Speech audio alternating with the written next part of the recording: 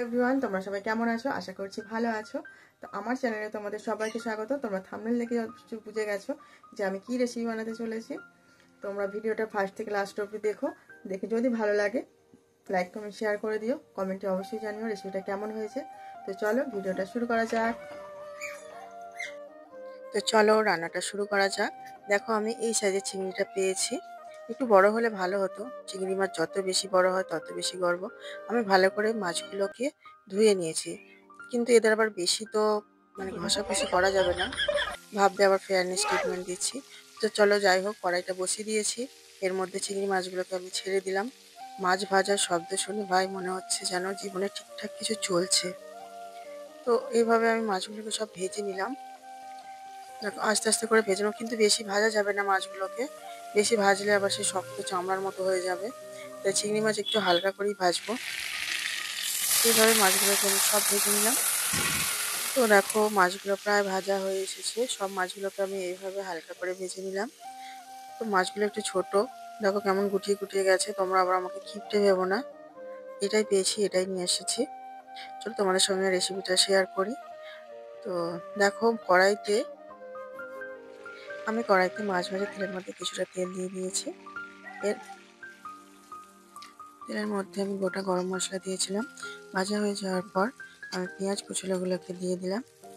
তো পেঁয়াজগুলো এমনভাবে কেটো যেন এক্সের মুখ না মনে পড়ে যায়। এখানে আমি কিছুটা লবণ দিয়ে দিলাম। লবণ ছাড়া তো স্বাদ নেই। তো একটা মিডিয়াম সাইজের টমেটো কুচিয়ে রেখে দিয়েছিলাম, টমেটোটাকে দিয়ে দিলাম। ভালো করে ভাজা করার পর এর মধ্যে আমি আদা রসুন বাটা দিয়ে দিলাম।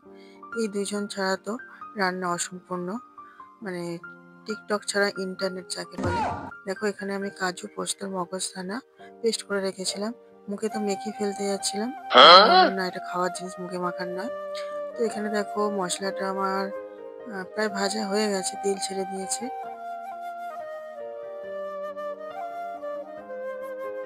তো এখানে চলো আমি গুঁড়ো মশলাগুলোকে অ্যাড করে দিই।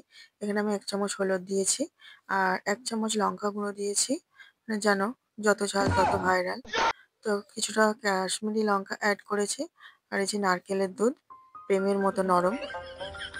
তো এখানে দেখো আমি জিরে গুঁড়ো ভাজা ছিল 1 চামচ অ্যাড করে দিলাম।